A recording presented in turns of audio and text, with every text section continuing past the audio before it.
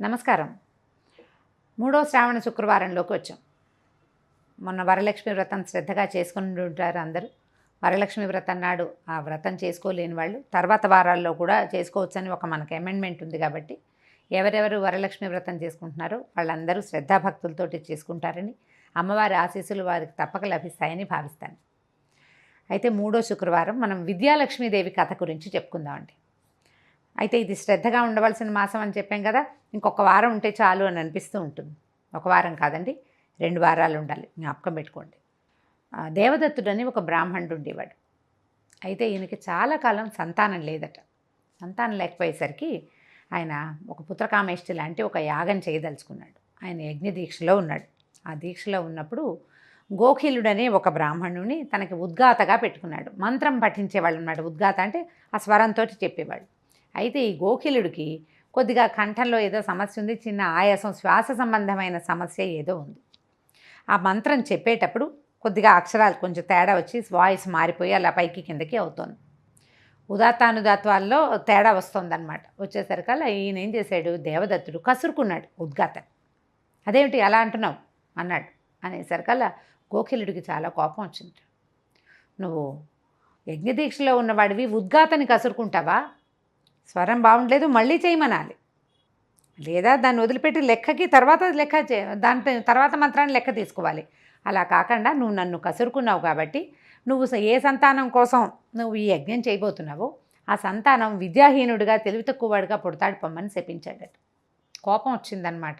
నిజానికి యజ్ఞం చేసేవాడికి కోపం రాకూడదు, ఉద్గాతకి కోపం రాకూడదు. ఇద్దరూ ప్రశాంతంగా ఉండాలి.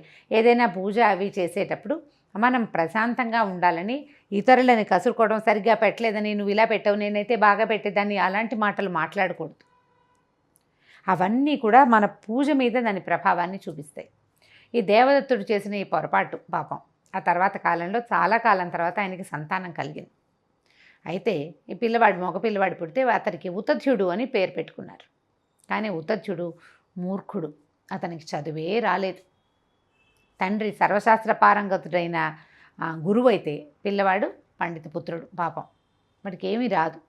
అయితే చుట్టుపక్కల ఉన్న జనాలు, అతని స్నేహితులు, తర్వాత సాటి మునులు, ఋషులు అంతా కూడా ఈ ఉతధ్యుడికి ఏమీ రాదని, దేవదత్తుడు యజ్ఞం చేసి ఇలా పరమసుంఠని సంతానంగా పొందాడని అంటూ ఉండేసరికల్లా ఆయన భరించలేకపోయాడు దేవదత్తుడు. ఆ పొరపాటు తనదే అయినా కూడా ఉతధ్యుడిని తనతో ఉంచుకోకుండా నువ్వు అడవిలోకి వెళ్ళిపోమని పంపించేశాడు. ఈ ఒంటరివాడైన ఉతధ్యుడు ఒక అడవిలో కూర్చున్నాడు. అని ఏడుస్తూ ఉండేవాడు.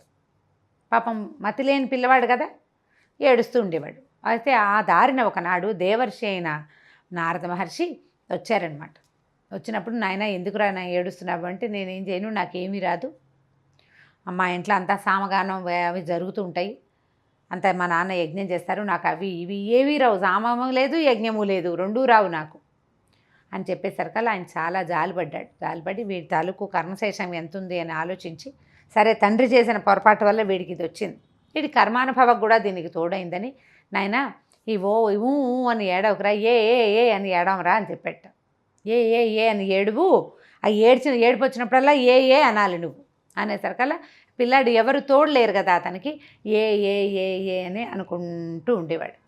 అయితే ఈ ఏకారం ఉంది కదా, ఏకారం ఏంటంటే సరస్వతి బీజం అంటారు, విద్యాలక్ష్మి బీజం. బీజాక్షరాలు స్పష్టంగా అవగాహనతోటి చేస్తేనే ఫలితం ఇస్తాయి. అక్షరం తేడా వస్తే ఫలితం మారిపోతుంది. కాకపోతే విధి విధానాలు తెలిసినా తెలియకపోయినా ఆ స్వరాన్ని గనక అదే నెంబర్ ఆఫ్ టైమ్స్ ఎక్కువసార్లు రటనగా అంటే అప్పుడు దాని నుంచి వెలువడేటువంటి శక్తి వీళ్ళకి ఎవరైతే దీన్ని శబ్దాన్ని చేస్తున్నారో వాళ్ళకి ఉపయోగపడుతుందని చెప్పడం కోసం ఇలాంటి కథలు చెప్పబడ్డాయని అనిపిస్తుంది నాకు. ఏకారంతో ఏ ఏ ఏ అంటుండేవాడు. మీరు 5-6 సార్లు ఏ అనుకుని చూడండి.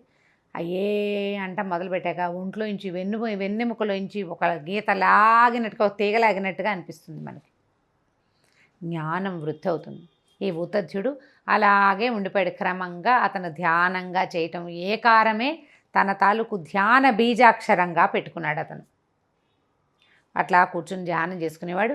ఏదో సంధ్యావందనం చేస్తున్నాడు, మళ్ళీ అట్లా తపస్సు తపస్సు తపస్సు, ఇక అదే పని, రెండోది లేదు. ఏకారమే అతని బీజాక్షరమని అతని మనసు స్థిరపరచుకుంది. చాలా పెద్దవాడైపోయాడు. అలా కాలం గడిచిపోతూ ఉంది. అతను తీవ్ర తపస్సులోనే ఉండేవాడు.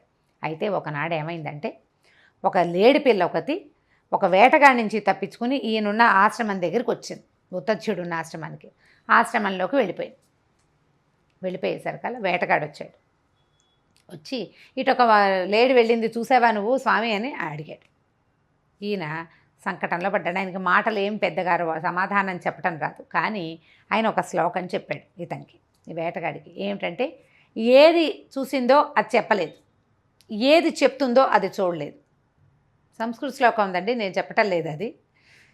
ఏది చూసిందో అది చెప్పలేదు, ఏది చెప్తుందో అది చూడలేదు. ఇంకెందుకు అడుగుతావు నన్ను ఇలాంటి ప్రశ్నలు అడగకూడదు నువ్వని చెప్పాడు. వేటగాడు వెళ్ళిపోయాడు. ఆయన చెప్పిన వాక్యం చూడండి, కళ్ళు లేడిని చూసాయి. కళ్ళకి మాటలొచ్చా? రావు. నోరు చెప్తుంది సమాధానం, నోరు చూసిందా? చూడలేదు. ఏది చూసిందో దానికి మాట్లాడే శక్తి లేదు, ఏది మాట్లాడుతుందో దానికి చూసే శక్తి లేదు.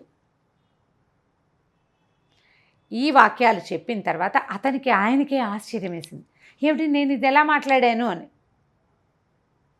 అప్పుడు ఇంద్రాది దేవతలు ఆ మార్గంలో వెళ్తూ ఈయనను చూసి, నీకు అమ్మవారి శక్తి ఇచ్చింది, వాగ్బీజము ఇది, ఈ బీజము వాగ్బీజం, విద్యాబీజం, దాని వలననే నీకు ఇలాంటిది ఏర్పడింది అని చెప్పి అతన్ని సర్వశాస్త్ర పారంగతుణ్ణిగా చేశారట. అతను చేసినటువంటి బీజాక్షరం వల్ల ఆయనకి అలవోకగానే ఆ మాట్లాడే శక్తి, ఆ శ్లోకం చెప్పగలిగే శక్తి, అది కూడా లాజిక్గా చెప్పగలిగే శక్తి వచ్చేస్తే ఆయన ఇంతకాలం చేసిన తపస్సు వల్ల, ఈ బీజాక్షరపు రటన వల్ల ఆయనకి ఇది సిద్ధించింది. తర్వాత కాలంలో ఆయన మహా శాస్త్రవేత్త అయ్యాడు. ఉత్తచ్యుడు చాలా గొప్ప శాస్త్రజ్ఞాని. అయితే ఇక్కడ మనం ప్రత్యేకంగా చెప్పుకోవాల్సిన విషయం ఏంటంటే, ఒక అక్షరాన్ని రటనగా అంటే ఇంత సిద్ధిస్తుందా అంటే ఆ కాలం వేరు. కానీ సరి అయిన శబ్దంతో, అక్షరాలు మారకుండా, ఏ ఉచ్చారణ దోషాలు లేకుండా ఒక్క శ్లోకాన్ని మనం తీసుకున్నా కూడా దాని యొక్క ఎనర్జీ మనతోటి ఉంటుంది. పూర్వకాలంలో లాగా పైనుంచి ఇవి బంగారు వర్షం కురిసిపోదు, శాస్త్రజ్ఞానం దానంతట అదే వచ్చేసేదు. కానీ ప్రయత్నిస్తే వస్తుంది. ఒక్క శ్లోకం తీసుకోండి. ఇప్పటిదాకా చేసిన పూజ ఎట్లా చేసుకున్నారో ఈ శ్రావణ మాసంలో జ్ఞాపకం ఉంచుకోండి. ఒక్క శ్లోకాన్ని శ్రద్ధగా, ఒక్క అక్షరం కూడా తప్పు లేకుండా తెలుగులో పుస్తకం చూసి శ్లోకం నేర్చుకోండి. 4 వాక్యాలు ఉన్నదైనా, 2 వాక్యాలు ఉన్నదైనా, ఒక మొత్తం స్తోత్రం చిన్నది తీసుకుంటామన్నా కూడా మీ ఇష్టం.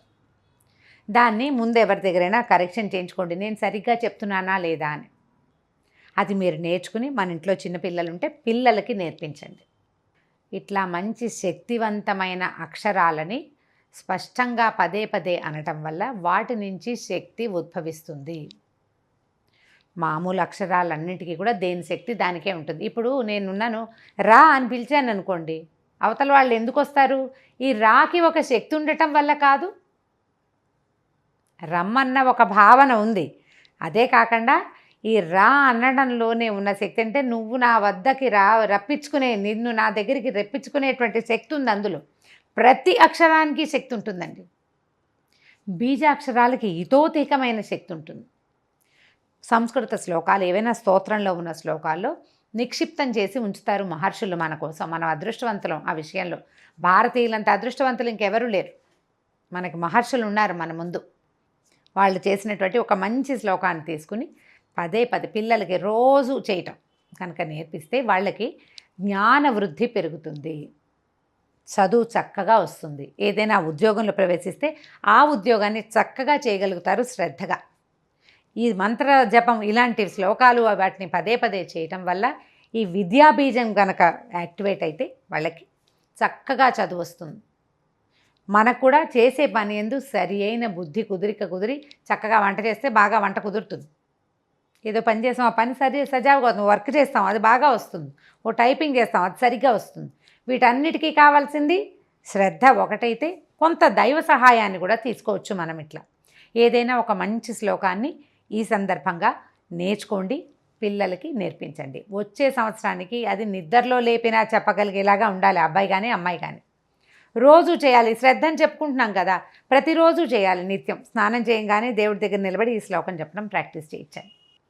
ఈ రకమైన ప్రాక్టీస్ వల్ల సంస్కృతం చదవటం వల్ల మనకు ఉపయోగాలు ఇంకా చాలా ఉన్నాయండి. జ్ఞాపక శక్తి ఇంప్రూవ్ అవుతుంది. కష్టమైన పదాలని అనటం వల్ల, రటనగా ఒకే శ్లోకాన్ని పదే పదే చెప్పటం వల్ల ఎనర్జీ పెరుగుతుంది, శారీరక మానసికమైనది కూడాను. కాబట్టి ఆ విషయంలో శ్రద్ధ వహించండి. వచ్చే శుక్రవారం మళ్ళీ కలుసుకుందాం. నమస్కారం.